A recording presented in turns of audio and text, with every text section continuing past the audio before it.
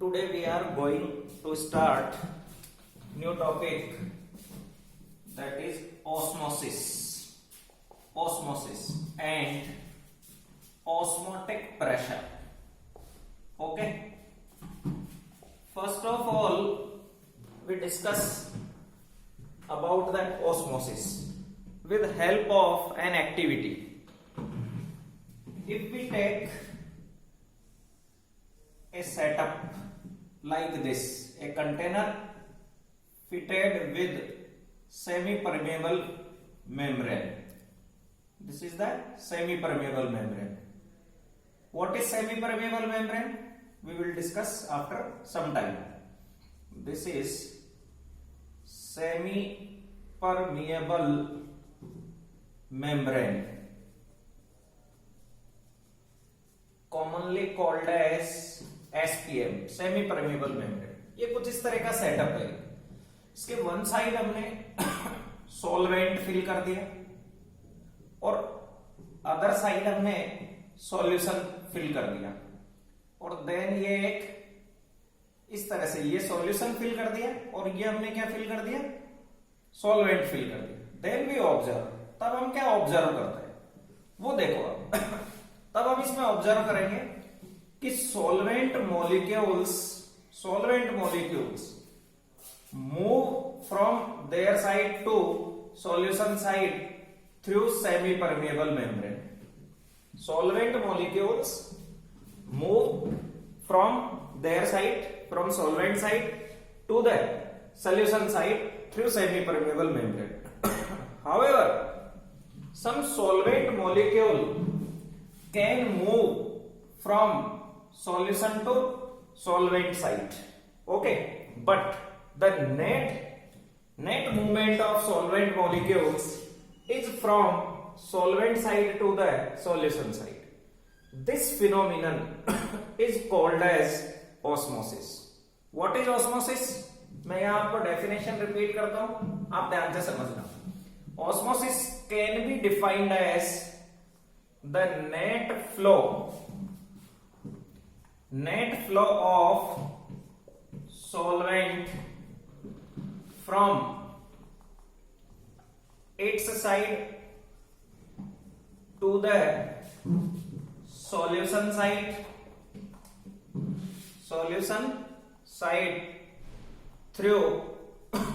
through semi-permeable membrane is called as osmosis. Okay, clear? One more explanation about the osmosis. ये हमने इस container में एक solvent और एक सॉल्यूशन को सेपरेट किया, ठीक है. What happens if two solutions are separated by semi-permeable membrane? Now we are discussing that what happens when two solutions having different concentrations are separated by semi-permeable membrane. तो same setup इसी तरह का एक setup अगर हम लें, same setup जिसमें हमने यहां ये एक SPM फिट कर दी. This is the SPM, semi permeable membrane, ठीक है. ये हमने एक डाइल्यूटेड सॉल्यूशन फिल किया है. Diluted solution means whose concentration is less than the reference solution, और ये हमने एक कंसंट्रेटेड सॉल्यूशन फिल कर दिया. Okay, then we observe that the solvent molecules move from diluted solution to the concentrated solution. Okay, solvent molecules move from diluted solution, means the solution having lower concentration, to the solution having higher concentration. Okay, this is also called as semi-permeable. This is also called as osmosis. So now osmosis can also be defined as the net flow of solvent molecules from the solution having lower concentration to the solution having higher concentration is also called as osmosis. Fine, दो तरह से हम define कर सकते हैं osmosis. One more thing, osmosis is a special case of diffusion. What is osmosis? Osmosis is a special case of diffusion. Special case of diffusion. कैसे? What is diffusion? Diffusion is the movement of molecules of a substance from their higher concentration to lower concentration. Fine. लेकिन diffusion में semi permeable membrane involve नहीं होती है. Fine. Diffusion does not involve semi permeable membrane, while osmosis involve semi permeable membrane. अब देखिए यहां क्या हो रहा है. सुनिए आप ध्यान से. Diluted solution. डाइल्यूटेड सॉल्यूशन का मतलब है जिसमें सॉल्यूट का अमाउंट रिलेटिवली लेसर है, तो it means solvent is higher. ठीक है. जैसे सपोज करो the concentration of this solution is 5% weight by weight and concentration of this solution is 15% weight by weight. It means इसमें 5 ग्राम सॉल्यूट है पर 95 ग्राम सॉल्वेंट. ठीक है. और इसमें 15 ग्राम सॉल्यूट है पर 85 ग्राम सॉल्वेंट. तो आप देखेंगे यहां सॉल्वेंट का कंसंट्रेशन ज्यादा है. एक डाइल्यूटेड सॉल्यूशन में सॉल्वेंट का परसेंटेज ज्यादा होता है. हम जो कहते हैं ना कंसंट्रेशन ऑफ सॉल्यूशन, एक्चुअली ये कंसंट्रेशन ऑफ सॉल्यूट होती है. मैंने पहले भी आपको कंसंट्रेशन के टॉपिक में बताया.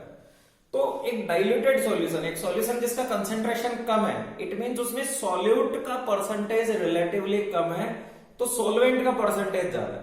एक डाइल्यूटेड सॉल्यूशन में सॉल्वेंट का अमाउंट, सॉल्वेंट का रिलेटिव अमाउंट, सॉल्वेंट का परसेंटेज ज्यादा होता है और एक कंसंट्रेटेड सॉल्यूशन में सॉल्वेंट का परसेंटेज कम होता है. तो देखिए आप solvent molecules move from diluted solution to concentrated solution. Diluted solution means the solution having higher percentage of solvent. तो सॉल्वेंट जहां ज्यादा है वहां से किस साइड, उस साइड जिधर सॉल्वेंट का परसेंटेज कम है. डिफ्यूजन में यही तो होता है.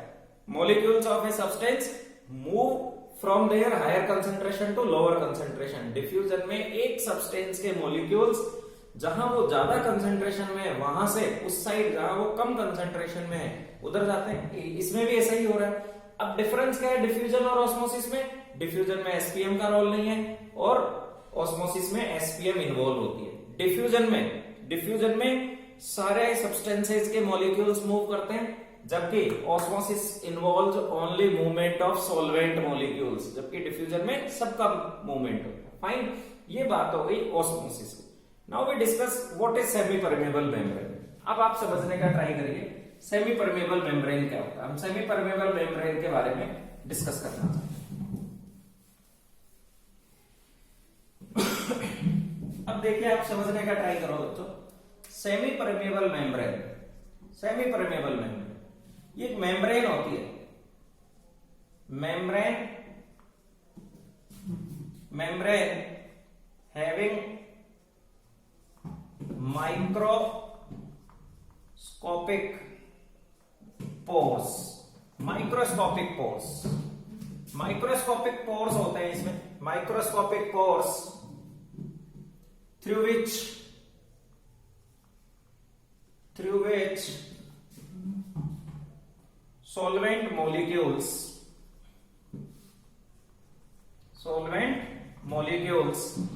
being smaller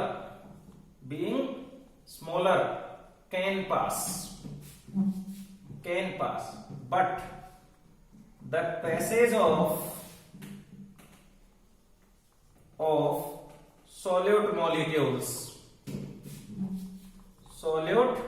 molecules being larger is hindered, is called as semi permeable. Means semi word का मीनिंग क्या है अगर आप इसको समझने का ट्राई करेंगे. सेमी मीन्स होता है हाफ, 1/2. ठीक है. A solution broadly contains two substances. One is solute, second is solvent. Two substances. उनमें से एक को अलाउ कर रही है, यानी 1 out of 2. Only solvent को अलाउ करती है, solute को नहीं. 1 out of 2. That's why such kind of membranes are called as semi-permeable membrane. तो सेमी परमेबल मेम्ब्रेन क्या होती है? ऐसी मेम्ब्रेन होती है जिसमें माइक्रोस्कोपिक पोर्स होते हैं. Microscopic pores, very minute pores होते हैं, माइक्रोस्कोप से जो देखे जा सकते हैं. माइक्रोस्कोपिक पोर्स होते हैं और उन माइक्रोस्कोपिक पोर्स से सॉल्वेंट मॉलिक्यूल्स पास हो सकते हैं, उसमें से निकल सकते हैं सॉल्वेंट मॉलिक्यूल्स. लेकिन क्योंकि सॉल्वेंट मॉलिक्यूल्स स्मॉलर होते हैं, बट सॉल्यूट मॉलिक्यूल्स पास नहीं हो सकते, क्योंकि सॉल्यूट मॉलिक्यूल्स क्या होते हैं? साइज में लार्जर होते हैं, इसलिए वो पास नहीं हो सकते. तो सॉल्यूशन के दो कंपोनेंट्स में से एक कंपोनेंट पास हो सकता है, means 1 out of 2 means semi. That's why these such type of membranes are called as semi permeable membrane. अब इनके एग्जांपल, अब ये देखिए, दे can B originated from living beings, यानी प्लांट से भी ऑब्टेन कर सकते हैं, प्लांट्स से भी मिल सकती है और एनिमल्स से भी मिल सकती है. सेमी परमेबल मेम्ब्रेन, जैसे एक एग्जांपल अगर अपन देखें, एक एग्जाम्पल देखें इसका, तो वो हो गया है पिग्स ब्लैडर. पिग्स ब्लैडर, ठीक है ना. और जिसको कि हम पार्चमेंट पेपर भी बोल सकते हैं, पार्चमेंट पेपर, ठीक है. और सिंथेटिक भी हो सकती है. सिंथेटिक सेमी परमेबल मेम्ब्रेन की बात करें अगर हम, तो ये हो सकता है cellophane. Cellophane a kind of polymer. Cellophane एक पॉलीमर होता है, प्लास्टिक होता है, ये प्लास्टिक पॉलीमर होता है. तो सेलोफेन एक सिंथेटिक सेमी परमेबल मेम्ब्रेन है, जबकि पिग्स ब्लैडर जो है, पिग्स ब्लैडर है, पार्चमेंट पेपर है, ये नेचुरल मतलब लिविंग बीइंग से ऑब्टेन्ड होने वाली मेम्ब्रेन, और भी कई मेम्ब्रेन्स इसमें हो सकती है. ठीक है बच्चों, ये ऑस्मोसिस के बारे में हमने डिस्कस करी है. Now we want to discuss osmotic pressure. Osmotic pressure, तो नेक्स्ट टॉपिक जो हम डिस्कस करना चाहते हैं वो टॉपिक है ऑस्मोटिक प्रेशर. ठीक है भाई, ऑस्मोटिक प्रेशर. अब अगेन इस ऑस्मोटिक प्रेशर को एक तो हम रिप्रेजेंट करते हैं इसको पाई सिंबल से, पाई सिंबल से रिप्रेजेंट करते हैं. ठीक है. अब एक activity to understand the osmotic pressure, to learn the osmotic pressure, first we discuss an activity. एक एक्टिविटी देखिए, ठीक है. हम एक कंटेनर लेते हैं, उस कंटेनर में एक थिसेल फनल, ये इस तरह का एक थिसेल फनल लेते हैं, जिसके इस एंड पर ये सेमी परमेबल मेम्ब्रेन हमने यहां फिट कर दी. ठीक है भाई, ये क्या फिट है? यहां सेमी परमेबल मेम्ब्रेन हमने इसमें फिट कर दी है. ये थिसेल फनल है,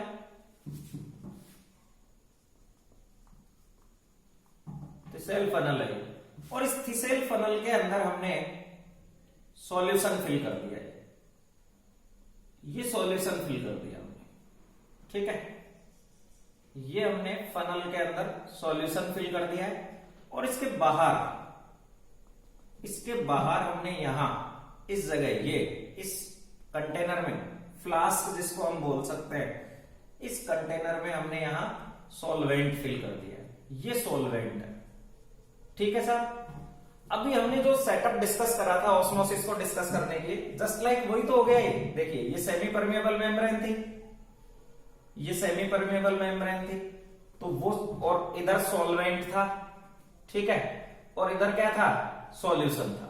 ऐसा ही तो सेटअप था. आप देखिए, ये सच काइंड ऑफ सेटअप ही है. यही सेटअप यहां है. आप देखिए, ये अगर हम देखेंगे तो ये एक सेमी परमेबल मेम्ब्रेन है, इसके बाहर ये सॉल्वेंट है, ये सॉल्वेंट है.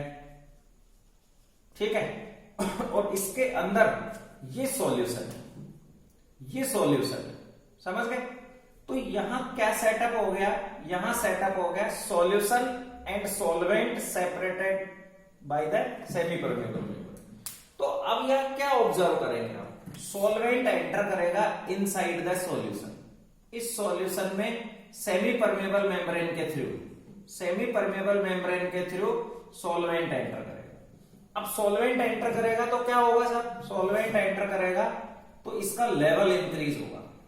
इसके अंदर हम ऑब्जर्व करेंगे कि level of liquid in the thistle funnel, tube of the thistle funnel continuously increases, rises, continuously इसका लेवल इंक्रीज हो रहा है।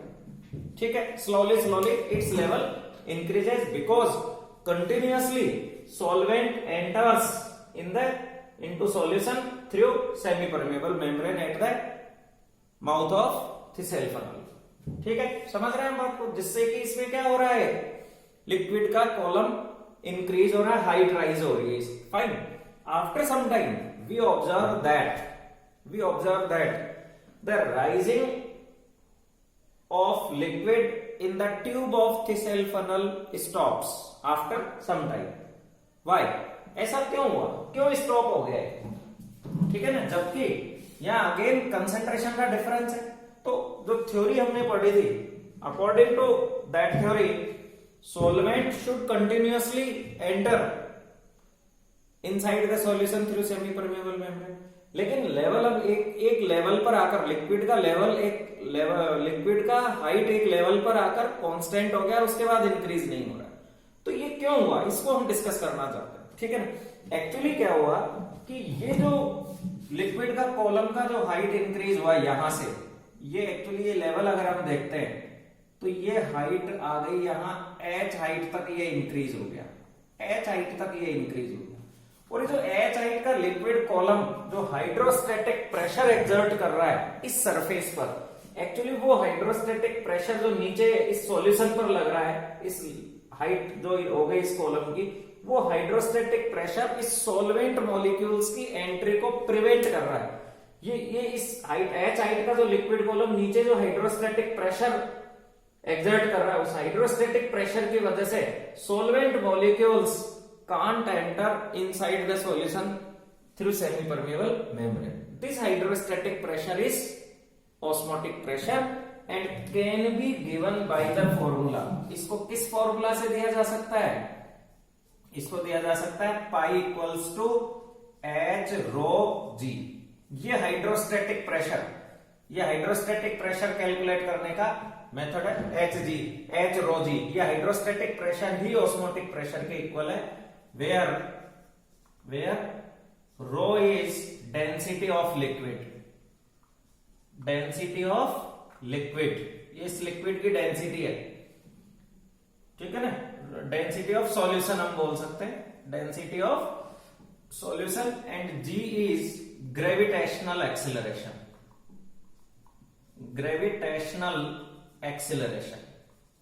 ठीक है सर, ग्रेविटेशनल एक्सीलरेशन है जी, gravitational acceleration.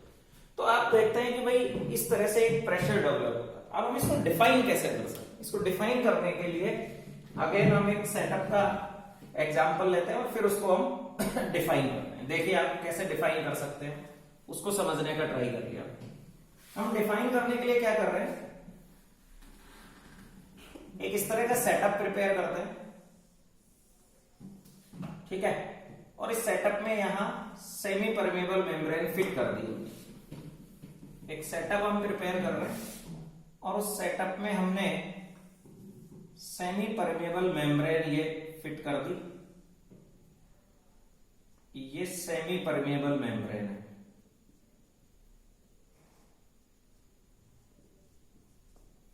This side we fill solution and this side we fill solvent. इसके अलावा यहां एक और हमने इसमें थोड़ा सा चेंज किया है इस सेटअप में। ये इस तरह से है और इसमें यहां पिस्टन फिट है, ये मूवेबल फ्रिक्शनलेस पिस्टन फिट है। ठीक है सर, ये इस तरह से ये सेटअप है। ये यूं इस तरह से इसमें सॉल्यूशन फील्ड है, ये सॉल्यूशन फील्ड है। ठीक है सर, क्लियर। अब नॉर्मल कंडीशंस में क्या हो रहा है कि ये सॉल्वेंट मॉलिक्यूल्स सॉल्वेंट से सॉल्यूशन साइड एंटर कर रहे हैं। अब हम यहां थोड़ा सा एक्सिस प्रेशर लगाए, यहां एक प्रेशर लगाए पी प्रेशर लगाए, और कितना प्रेशर लगाएं, इतना प्रेशर लगाएं कि सॉल्वेंट मॉलिक्यूल्स की एंट्री को रोक दे, तो इस प्रेशर को ही हम क्या टर्म देंगे, ऑस्मोटिक प्रेशर टर्म देंगे। समझ गए, ये प्रेशर जो हमने सॉल्यूशन साइड लगाया है तो सॉल्वेंट मॉलिक्यूल्स के एंट्री को प्रिवेंट करते हैं, तो हम ऑस्मोटिक प्रेशर को कैसे डिफाइन कर सकते हैं, the axis pressure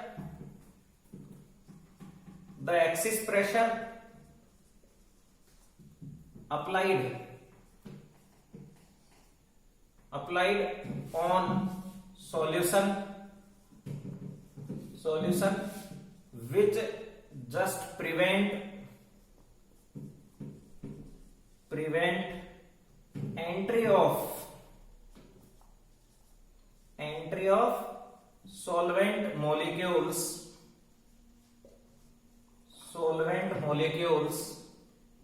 in solution through semi-permeable membrane is called as osmotic pressure. So what is osmotic pressure?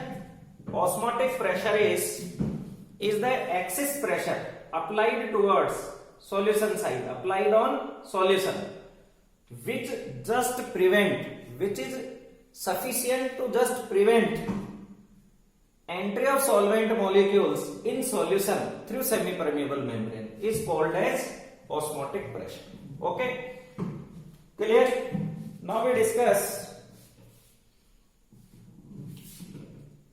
ठीक है, अब देखिए next, the osmotic pressure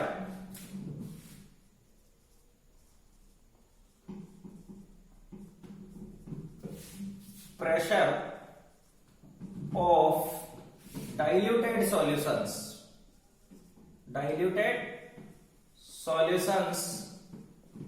is given by the equation. देखिए आप, एक डाइल्यूटेड सॉल्यूशन का ऑस्मोटिक प्रेशर की equation क्या हो सकती है, वो हो सकती है पाई इक्वल्स टू CRT, ये इक्वेशन होती है pi equals to CRT. The osmotic pressure of diluted solutions is given by the equation pi equals to CRT, where C is molarity of solution. Fine. R is universal gas constant,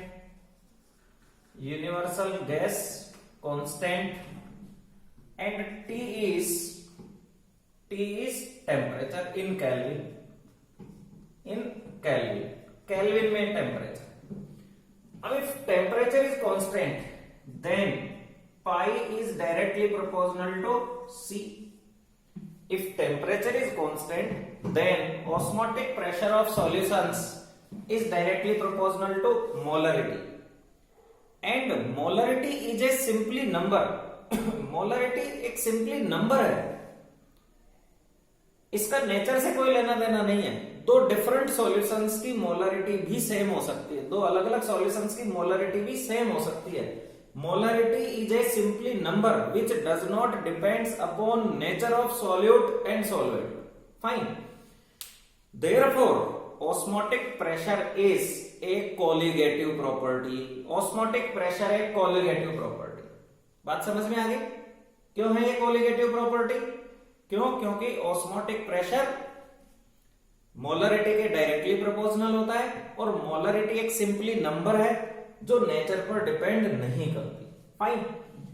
अब now we can change this equation, we can write this equation as pi equals अब molarity, air C is molarity, तो हम molarity को कैसे लिख सकते हैं, weight of solute oblique molar mass of solute into volume of solution, और अगर ये वॉल्यूम मिलीलीटर में तो 1000 इंटू RT, ये फॉर्मूला हो सकता है।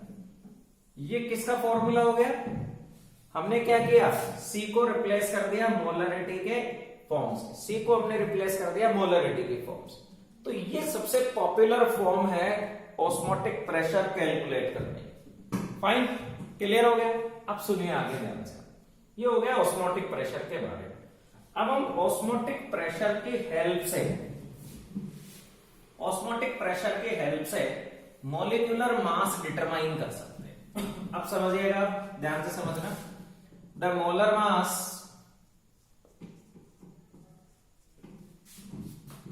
Of solute can be determined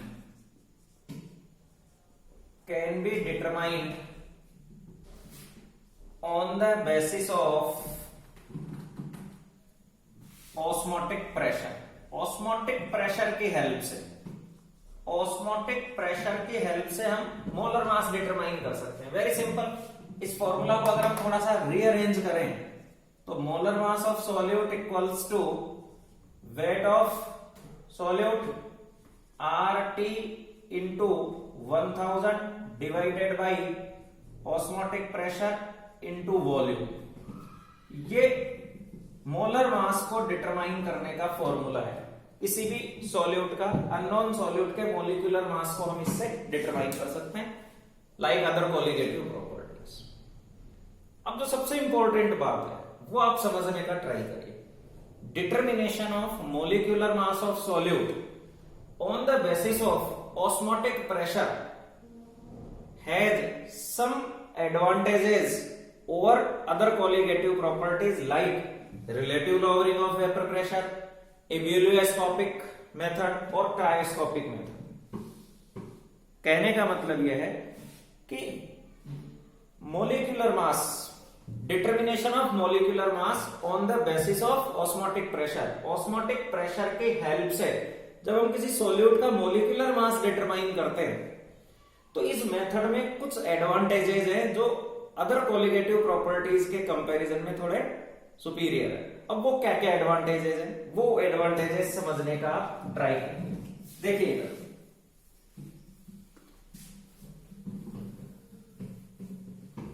advantages of osmotic pressure.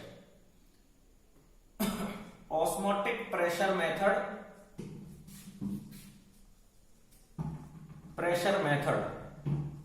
of determination of molecular mass,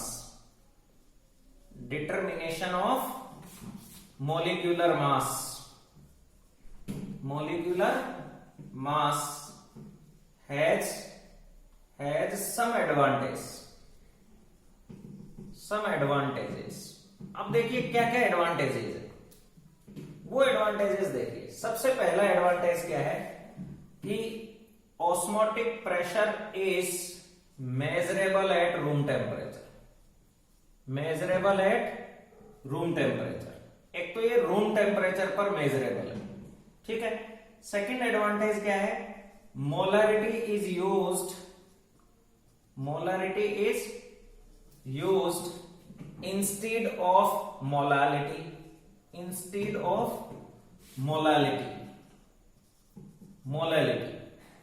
की बजाय मोलारिटी यूज करते हैं इसमें। थर्ड एडवांटेज क्या है कि the value of osmotic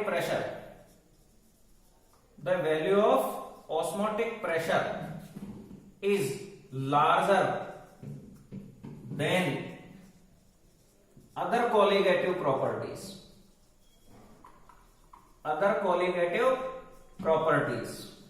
and hence can be measured precisely। और इसलिए ये प्रिसाइजली मेजर करा जा सकता है, इजीली मेजर करा जा सकता है। और प्रिसाइजली मेजर होगा तो उसके बेसिस पर जब हम मॉलिक्यूलर मास डिटरमाइन करेंगे तो वो भी एक्यूरेटली डिटरमाइन होगा। ये थ्री प्रॉपर्टीज है। एक तो osmotic pressure is measurable at room temperature, molarity is used instead of molality, and value of osmotic pressure is larger than other colligative properties and hence can be measured। osmotic pressure can be measured precisely। और जब osmotic pressure precisely measured होगा तो इसके basis पर जब हम molecular mass determine करेंगे तो वो भी प्रिसाइज होगा, एक्यूरेट होगा, मोर एक्यूरेट होगा, ठीक है। अब सुनिए, अब ये जो ऑस्मोटिक प्रेशर मेथड है स्पेशली सुटेबल है किसके लिए? एक तो पॉलीमर्स के मॉलिक्यूलर मास के लिए, पॉलीमर्स के मॉलिक्यूलर मास को डिटरमाइन करने के लिए स्पेशली सुटेबल है। सुनो आप ध्यान से, osmotic pressure method is specially suitable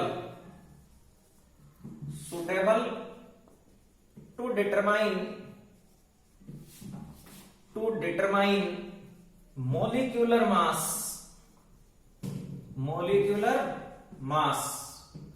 of polymers का मोलिकुलर मास डिटरमाइन करने के लिए specially suitable, and biomolecules like proteins, enzymes etcetera, इनका मोलिकुलर मास डिटरमाइन करने के लिए osmotic pressure method specially suitable है। क्यों है साहब सुटेबल, वो समझिए। अगर हम पॉलीमर्स की बात करें तो इसकी लो सॉल्युबिलिटी होती है, polymers have low solubility, that's why the value of other colligative properties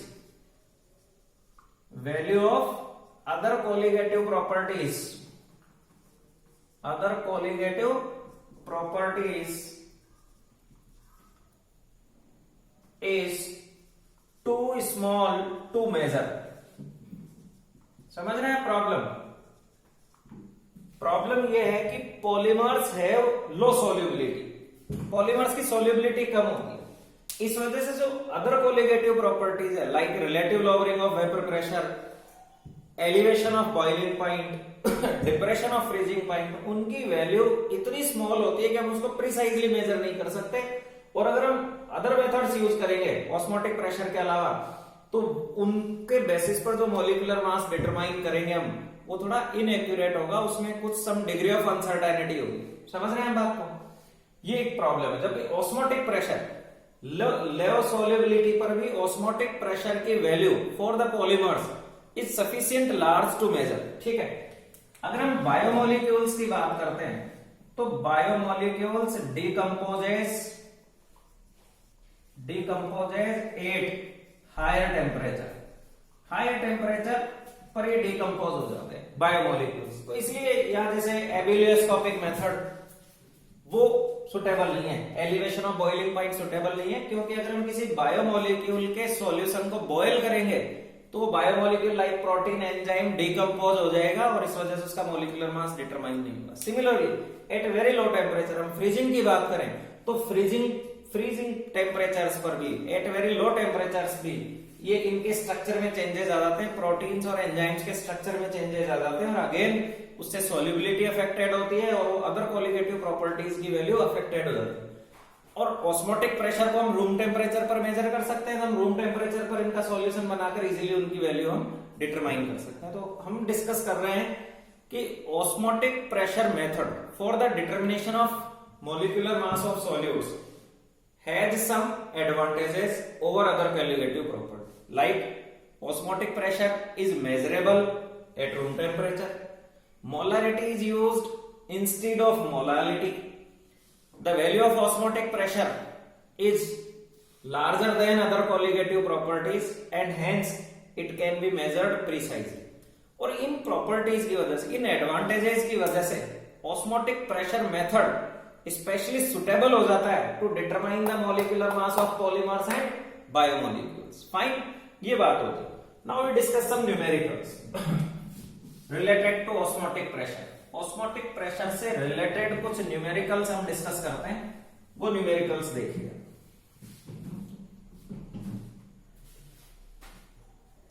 एक न्यूमेरिकल देखिए, at 300 kelvin 36 gram glucose is dissolved in a liter of solution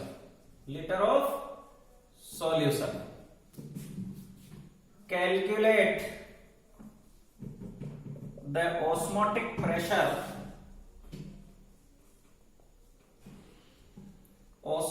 pressure of solution.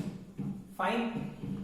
अब सुनिए, सॉल्यूशन किसका है? ग्लूकोज का, मींस ग्लूकोज इज सॉल्यूट। ठीक है, तो आप देखिए यहां क्या क्या आपको गिवन है। एक तो सॉल्यूशन हम डिस्कस कर रहे हैं इसका। अब देखिए आप यहाँ आपको डेटा क्या क्या गिवन है। Temperature is 300 kelvin. ठीक है साहब।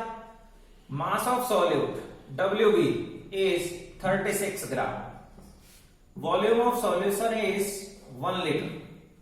और अगर हम R की वैल्यू फाइंड करते हैं, अब R की वैल्यू देखिए, अगर हम ये ऑस्मोटिक प्रेशर बार यूनिट में कैलकुलेट करना चाहते हैं, बार यूनिट में, तो 0.083 लीटर बार पर केल्विन पर मोल आप ले लें। ठीक है। और अगर आप ऑस्मोटिक प्रेशर ATM यूनिट में कैलकुलेट करना चाहते हैं तो 0.0821 लीटर ATM पर केल्विन पर मोल ले लें। ठीक है सर, क्लियर हो गए। अब आप फॉर्मूला अप्लाई करें, pi equals to WB into 1000 divided by MB into volume RT। अब देखिए 1000 कब लेते हैं? जब वॉल्यूम मिलीलीटर में हो, लेकिन यहाँ वॉल्यूम ऑलरेडी लीटर में है, 1000 का फैक्टर हम ऑमिट कर देंगे। तो अब वैल्यू पुट करें यहाँ WB कितना है? 36 ग्राम। ग्लूकोज का मॉलिक्यूलर मास कितना होता है? 180। वॉल्यूम कितना है? 1 लीटर। ठीक है। R की वैल्यू 0.083 और टेम्परेचर है 300। ये हम ऑस्मोटिक प्रेशर कैलकुलेट कर रहे हैं और मैंने बताया आपको ये यूनिट किस में आएगी? अब बार में। इसको आप सोल्व कर लेना, आंसर आ जाएगा। समझ में आ रहा है आपको? एक सिंपल सा न्यूमेरिकल। सेकंड देखिए आप, इसको समझ लें, फिर सेकंड न्यूमेरिकल देखो।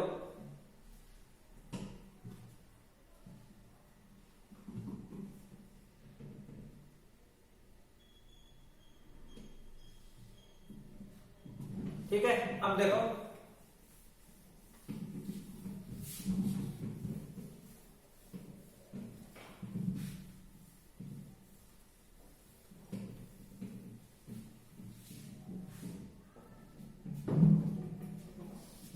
एक क्वेश्चन देखिए अगला।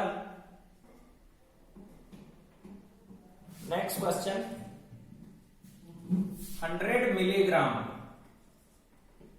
of a protein is dissolved in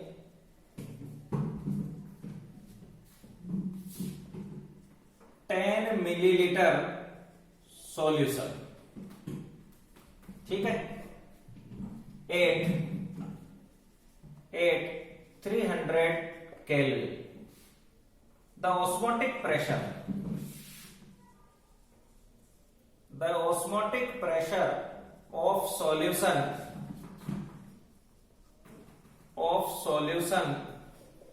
is 19.0 mm of Hg, millimeter of Hg। Calculate the molecular mass of protein का मोलिकुलर मास डिटरमाइन। ये मोलिकुलर मास डिटरमाइन करने पर बेस्ट क्वेश्चन। जरा हम डेटा यहां कलेक्ट करते हैं। अब आप डेटा देखें, इधर क्या क्या दे रखा है आपको। सबसे पहले डेटा दिया हुआ है WB solute. In this question protein is solute, तो सोल्यूट इज 100 मिलीग्राम, लेकिन ये हमको किसमें रिक्वायर्ड है? ग्राम में। तो 100 into 10⁻³ gram, that is equal to 0.1 gram. 0.1 gram हो गया। ठीक है। Volume of solution is 10 millilitre. 10 millilitre is the volume of solution. Temperature is 300 kelvin. ठीक है। Osmotic pressure is given in 19 mm of Hg, लेकिन अब हम इसको या तो ATM में चेंज करेंगे या बार में चेंज करेंगे। अब देखिए, अब हम जानते हैं 1 atm equals to 760 mm of Hg और 1 bar equals to 750 mm of Hg। अब आप ये देखो, ये 19 और ये 76, तो 19 से 76 डिविजिबल है, तो हम एटीएम में ले लेंगे इसको, तो एटीएम में चेंज करेंगे। हमने एटीएम में चेंज करना क्यों प्रेफर किया, क्योंकि ये उससे डिविजिबल है, तो 19/760 एटीएम हो जाएगा, ये हमने इससे डिवाइड कर दिया। ठीक है, अब हम फॉर्मूला अप्लाई करेंगे, pi equals to WB oblique MB into volume. अब ये वॉल्यूम मिलीलीटर में है, इंटू 1000 RT। अब हमारा पाई कितना है, 19/760 ATM, तो हम R की वैल्यू भी ATM के करस्पॉन्डिंग पुट करेंगे। वेट ऑफ सॉल्यूट जो कि प्रोटीन है 0.1, MB हम इसका फाइंड करना चाहते हैं, वॉल्यूम 10 मिलीलीटर है, इंटू 1000, R की वैल्यू 0.0821 लेंगे एटीएम के करस्पॉन्डिंग, इंटू 300। इसको सोल्व कर लेंगे, देन MB आ जाएगा, ये कैलकुलेट करेंगे तो। और इस तरह से हम इसका पहले तो मोलर मास डिटरमाइन करेंगे, और मोलर मास की जो न्यूमेरिकल वैल्यू है वही मॉलिक्यूलर मास होती है, सिर्फ यूनिट का डिफरेंस होता है। Molar mass means mass of 1 mole means gram per mole, numerical value same रहेगी, मैग्नीट्यूड सेम रहेगा, मॉलिक्यूलर मास में उसको यू पुट कर देंगे यूनिट की, बाकी इसका सॉल्यूशन जो होगा वो मॉलिक्यूलर मास होगा। ठीक है, इसी तरह का एक और न्यूमेरिकल देखिए आप, एक न्यूमेरिकल और देखिए, पहले इसको समझ लें आप, नोट करना चाह रहे हैं तो कर लो।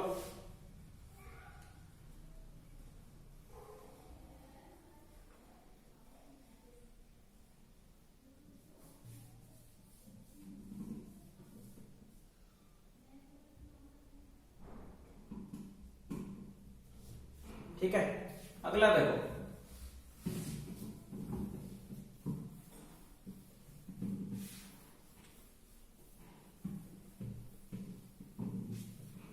एक और क्वेश्चन देखिए, वो है the osmotic pressure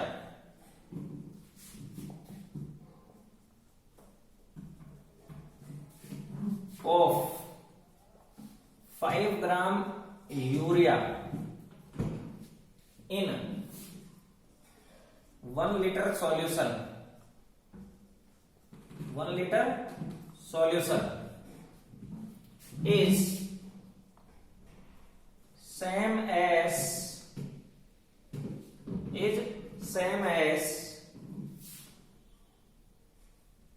the osmotic pressure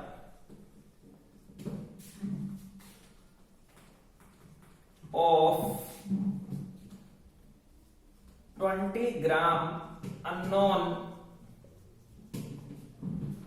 substance in 200 ml solution। ठीक है ना, calculate molar mass of unknown substance. Unknown substance का मोलर मास डिटरमाइन करना।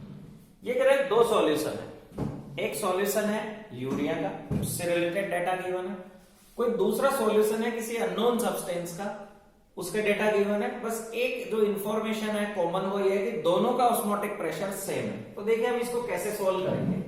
इसको सोल्व करने का सिंपल सा वे है, पाई यूरिया मतलब osmotic pressure of urea equals to osmotic pressure of unknown substance. ठीक है, और यहां से हम लिखेंगे C urea RT equals to C unknown RT। अब RT से RT कैंसिल, तो यहां से फॉर्मूला क्या आ जाएगा, WB इंटू 1000। अब ये तो लीटर में है यूरिया का, तो WB oblique molar mass of urea into volume equals to, ये अगर हम 1 टर्म दे दें यूरिया के लिए, ये V1, ये WB 2, ये ml में तो 1000 डिवाइडेड बाई MB2 और ये वॉल्यूम 2। अब वैल्यू आप पुट करते हैं। यूरिया का मास कितना है 5 ग्राम, यूरिया का मोलर मास कितना है 60 और यूरिया सॉल्यूशन का वॉल्यूम कितना है 1 लीटर इक्वल्स टू, तो दूसरा सब्सटेंस है उसका कितना वेट डिसॉल्व किया है 20 और ये मोलर मास तो हमको डिटरमाइन करना है इसका, और इसका वॉल्यूम कितना है 200 ml, 200 ml इन 1000। अब आप इसको सोल्व कर ले, आंसर आ जाएगा। ये एक ही तो अननोन रहेगा mv, तो जब ऑस्मोटिक प्रेशर सेम होता है, दो सॉल्यूशंस का ऑस्मोटिक प्रेशर अगर सेम है तो हम उसको इस तरह से कंपेयर करके और न्यूमेरिकल उसका सोल्व कर सकते। फाइन, यहां तक समझ में आ गया आपको। इसी में ऑस्मोसिस और ऑस्मोटिक प्रेशर से रिलेटेड ही कुछ टर्मिनोलॉजीज और है, वो और हम डिस्कस करते हैं, और उनमें से एक है रिवर्स ऑस्मोसिस। देखिए आप, रिवर्स ऑस्मोसिस क्या होता है समझने का ट्राई करिए आप। रिवर्स ऑस्मोसिस क्या होता है?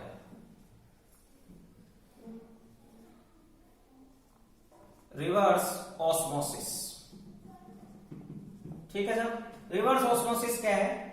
ये जो हमारा सेटअप है जिसमें कि हमने यहां सेमी परमेबल मेम्ब्रेन लगा रखा है, ये सेमी परमेबल मेम्ब्रेन लगा रखा है, यहां हमने सॉल्यूशन फिल किया हुआ है, ये सॉल्वेंट फिल किया हुआ है, ठीक है, और ये इस तरह का ये एक सेटअप है हमारे पास। ये सेटअप, ये हमने यहां सॉल्यूशन फिल कर रखा है और इसमें ये फ्रिक्शनलेस पिस्टन फिट है, ये फ्रिक्शनलेस पिस्टन फिट है,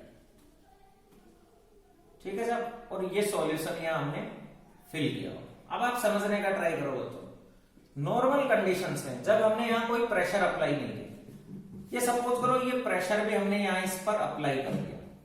अब यहां 3 कंडीशंस समझने की आप ट्राई करो। फर्स्ट कंडीशन, अगर ये प्रेशर जो इस साइड हमने अप्लाई किया है सॉल्यूशन साइड, वो लेस देन पाई यानी osmotic pressure, less than osmotic pressure, तो सॉल्वेंट मॉलिक्यूल्स सॉल्वेंट साइड से सॉल्यूशन में एंटर करेंगे, यानी कि नॉर्मल ऑस्मोसिस की फिनोमिनन होगी। ऑस्मोसिस टेक्स प्लेस, ऑस्मोसिस होगा, ठीक है ना। अगर ये प्रेशर कम है, ये प्रेशर कम है, जो हमने सॉल्यूशन साइड जो प्रेशर लगाया है वो कम है, तो सॉल्वेंट मॉलिक्यूल सॉल्यूशन में एंट्री लेंगे। सेकंड कंडीशन देखो, ये जो प्रेशर हमने सॉल्यूशन साइड अप्लाई किया है वो इक्वल टू ऑस्मोटिक प्रेशर हो, तो ऑस्मोसिस स्टॉप्स, ऑस्मोसिस स्टॉप्स, यानी सॉल्वेंट मॉलिक्यूल्स की एंट्री रुक जाएगी। और थर्ड कंडीशन देखो जिसके बारे में हम यहां बात कर रहे हैं, ये third condition, if the pressure applied on solution is greater than osmotic pressure. हमने जो सॉल्यूशन पर प्रेशर अप्लाई करा है वो ऑस्मोटिक प्रेशर से भी ज्यादा सॉल्यूशन अप्लाई कर दिया, तो now solvent molecules move from solution side to solvent. Normally solvent molecules move from their side to solution through semi permeable membrane, लेकिन अगर हमने सॉल्यूशन पर जो प्रेशर लगाया है वो ऑस्मोटिक प्रेशर से ज्यादा लगा दिया, तो सॉल्वेंट मॉलिक्यूल्स सॉल्यूशन से सॉल्वेंट की तरफ मूव करेंगे। That is the reverse phenomenon of osmosis. Osmosis में सॉल्वेंट से सॉल्यूशन साइड जाते हैं, और अब हमने प्रेशर ज्यादा लगा दिया तो सॉल्वेंट मॉलिक्यूल्स सॉल्यूशन से सॉल्वेंट साइड जाएंगे, यानी कि रिवर्स ऑस्मोसिस होगा।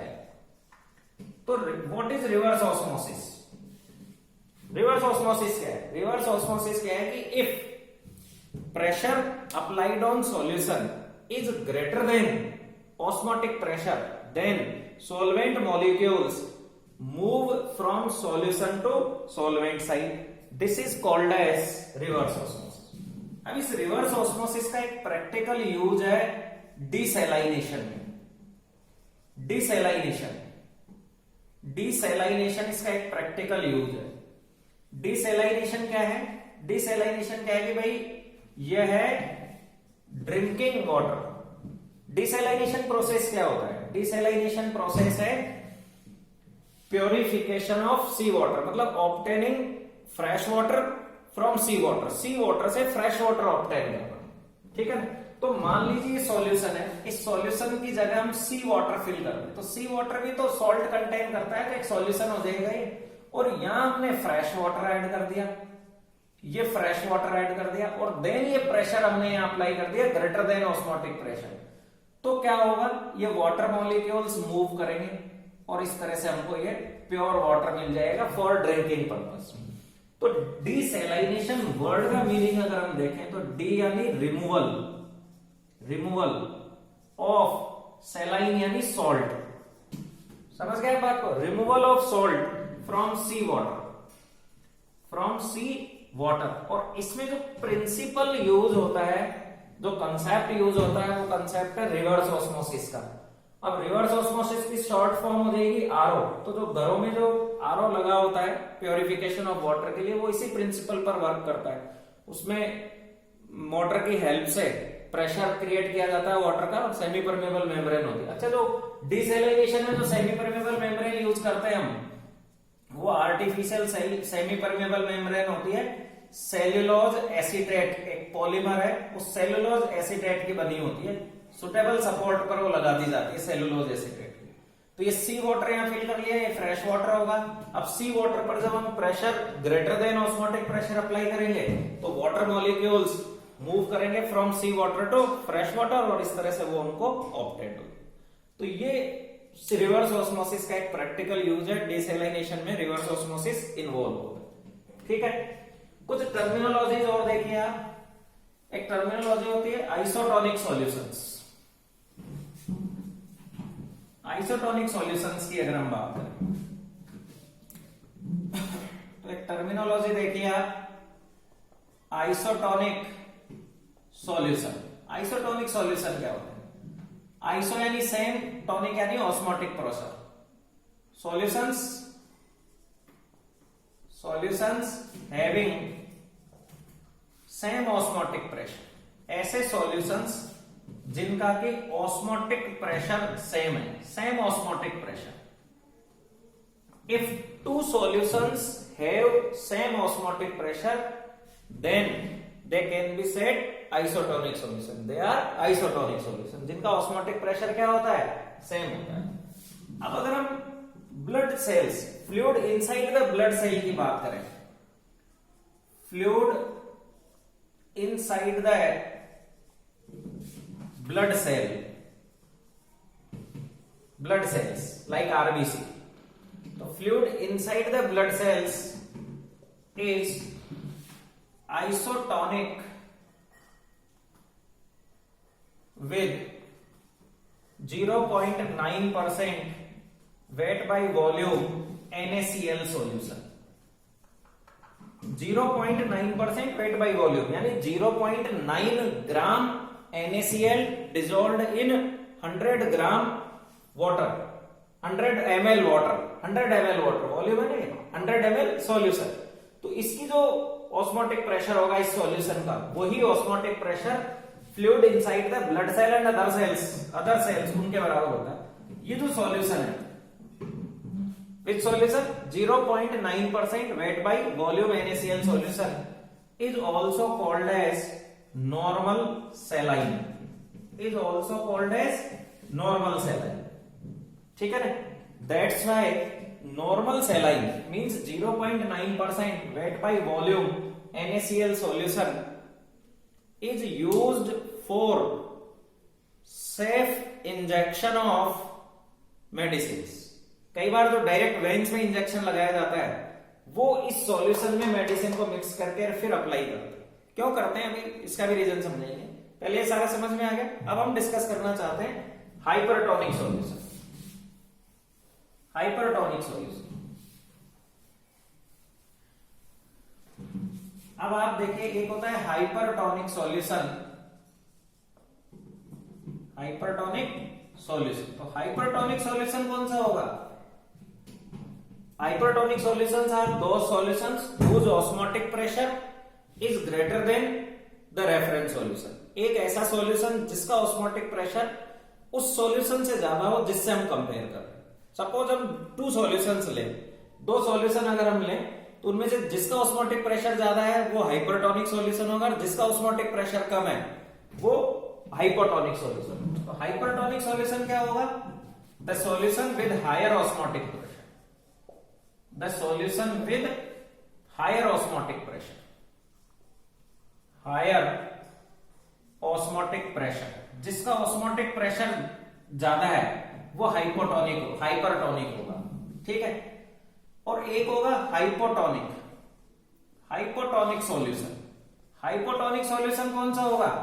जिसका ऑस्मोटिक प्रेशर लेसर होगा, जिसका कम है ऑस्मोटिक प्रेशर, वो हाइपोटोनिक होगा। अगर मैं कंसेंट्रेशन के टर्म में बात करूं तो as we know pi is directly proportional to C, तो hypertonic solution is concentrated solution and hypotonic solution is diluted solution. तो जो कंसेंट्रेटेड सॉल्यूशन होगा उसका ऑस्मोटिक प्रेशर ज्यादा होगा, इसलिए वो हाइपरटोनिक होगा, और जिसकी कंसेंट्रेशन कम होगी जो डाइल्यूटेड सॉल्यूशन होगा उसका ऑस्मोटिक प्रेशर कम होगा, इसलिए उसको हम क्या बोलेंगे? हाइपोटोनिक बोलेंगे। एक चीज देखिए, एक सिंपल सा ऑब्जर्वेशन समझिए। सपोज करो हम एक सेल को प्लेस कर दें, ये एक सेल है, ठीक है, और इसको प्लेस कर दें हम एक सॉल्यूशन में, NaCl सॉल्यूशन में प्लेस कर दें जिसकी कंसेंट्रेशन ग्रेटर देन 0.9% है वेट बाय वॉल्यूम, जिसकी concentration greater than 0.9% weight by volume. तो अब आप देखिए ये जो सेल मेम्ब्रेन है, सेल मेम्ब्रेन, ये सेल मेम्ब्रेन एक्ट करेगी यहां सेमी परमेबल मेम्ब्रेन की तरह। तो आप समझने का ट्राई करो, यहां दो सॉल्यूशन हो गए, तो ये सेल फ्लूइड हो गया और एक ये NaCl सॉल्यूशन हो गया बाहर, और इसकी कंसेंट्रेशन ज्यादा है। और अभी थोड़ी देर पहले मैंने आपको बताया था कि सेल फ्लूइड की osmotic pressure 0.9% weight by volume solution के बराबर होता है, यानी इसका ऑस्मोटिक प्रेशर तो किसके इक्वल है? 0.9% वेट बाय वॉल्यूम सॉल्यूशन के, और इसका ऑस्मोटिक प्रेशर ग्रेटर है क्योंकि इसकी कंसेंट्रेशन हायर है। तो इस केस में सेल फ्लूइड में से वाटर बाहर की तरफ मूव करेगा और इस वजह से ये सेल श्रिंक होगी और श्रिंकिंग की फिनोमिनन होगी। हम इसको एक्सऑस्मोसिस भी बोल सकते हैं, सेल में से वाटर बाहर आ रहा है, इसको एक्सऑस्मोसिस बोल सकते हैं, और श्रिंकिंग की फिनोमिनन होगी। ऐसा ही हम कब ऑब्जर्व करते हैं? जैसे जब रॉ मैंगोज को सॉल्टी सब्सटेंसेस के अराउंड रखते हैं तो उनकी श्रिविल हो जाते हैं वो, और पिकल्स में कन्वर्ट हो जाता है, अचार बन जाता है, सिकुड़ करो, तो वो वही फिनोमिनन है। और अगर हम एक सेल को, यहां श्रिंकेज हो रहा है, और अगर हम एक सेल को प्लेस कर दें, एक सेल को हम प्लेस कर दें एक ऐसे NaCl सॉल्यूशन में जिसकी concentration less than 0.9% weight by volume है, वेट बाय वॉल्यूम, तो अब की बार वाटर इनसाइड एंटर करेगा, अंदर की तरफ एंटर करेगा, और उससे ये सेल स्वेल अप होगी। First it swells up and ultimately burst, और फाइनली बस्ट हो जाएगी, और इस फिनोमिनन को हीमोलाइसिस, अगर ये आरबीसी है तो इसको हीमोलाइसिस बोलेंगे। बात समझ में आ रही है आपको? तो दो फिनोमिनन होगी। अगर हम किसी सेल को प्लेस करें एक ऐसे सॉल्यूशन में जिसकी कंसेंट्रेशन 0.9% वेट बाय वॉल्यूम से ज्यादा है, तो वहां सेल फ्लूइड का ऑस्मोटिक प्रेशर कम होगा, और सॉल्यूशन जो बाहर है, आउटसाइड द सेल है, वो ज्यादा होगा उसका ऑस्मोटिक प्रेशर, और इस वजह से वाटर बाहर आएगा और वो श्रिंकिंग होगी। और अगर हम किसी सेल को प्लेस करें एक ऐसे सॉल्यूशन में जिसकी कंसेंट्रेशन 0.9% से कम है, तो देन वाटर एंटर करेगा इनसाइड द सेल, जिससे सेल स्वेल अप होगी और फाइनली बस्ट हो जाएगी। इस फिनोमिनन को हीमोलाइसिस बोलते हैं, और ये जो श्रिंकिंग वाली फिनोमिनन है इसको हम प्लाज्मोलाइसिस बोलते हैं। बात समझ में आ गई? अब आप समझने का ट्राई करिए, जो इंट्रावेनस इंजेक्शंस होते हैं वो नॉर्मल सेलाइन में क्यों दिए जाते हैं? क्योंकि मान लीजिए डिस्टिल वाटर में किसी मेडिसिन को डिसॉल्व करके इंजेक्ट कर देंगे, तो वहां इनमें से कोई एक फिनोमिनन होगी जो कंसेंट्रेशन पर डिपेंडेंट होगी, और इससे आरबीसी डिस्ट्रॉय हो जाएगी, इसलिए नॉर्मल सेलाइन में दिया जाता है हमेशा इंट्रावेनस इंजेक्शन। बात समझ में आई आपको? क्लियर? कोई दिक्कत हो तो बताइए। तो ये इस तरह से हमने क्या पढ़ा है? ऑस्मोसिस एंड ऑस्मोटिक प्रेशर के बारे में पढ़ा। इसी तरह की एक दो बातें और देखो जो ऑस्मोसिस से रिलेटेड है। देखिए, persons who are suffering through high blood pressure are advised to take low amount of salt. क्यों? अदरवाइज क्या होगा, अगर वो हायर अमाउंट ऑफ सॉल्ट ले, ऐसे पर्सन जो हाई ब्लड प्रेशर से सफर कर रहे हैं, जिनका ब्लड प्रेशर हाई है, तो उनका जो इंटरसेल्यूलर स्पेस है उसमें वाटर का रिटेंशन होगा, क्योंकि इंटरसेल्यूलर स्पेस की कंसेंट्रेशन ज्यादा होगी due to the lot of salt, presence of lot of salt, और उसकी वजह से फ्लूइड एक्यूमुलेट होगा इंटरसेल्यूलर स्पेसेस में, एंड दिस कॉजेज इडीमा। इसकी वजह से इडीमा के सिम्टम्स आते हैं, स्वेलिंग हो जाएगी, मतलब retention of fluid in the intercellular space and in the cells के अंदर भी और सेल्स के बाहर जो इंटरसेल्यूलर स्पेस होता है उस स्पेस में वो एक्यूमुलेट होगा water due to the higher concentration of salt. इसीलिए person suffering through high blood pressure are advise to take minimum quantity of salt, otherwise they suffer through oedema. समझ रहे हैं बात को? और ये इस तरह की मेडिकल कंडीशन हो गई है, ठीक है। तो ये हमारा टॉपिक खत्म हुआ, ऑस्मोसिस एंड ऑस्मोटिक प्रेशर। ये टॉपिक आप लोग पढ़ें, और वीडियो अगर आपको पसंद आए तो इसको लाइक करें, शेयर करें, जिससे कि सब इसको एडवांटेज ले सके। Thank you.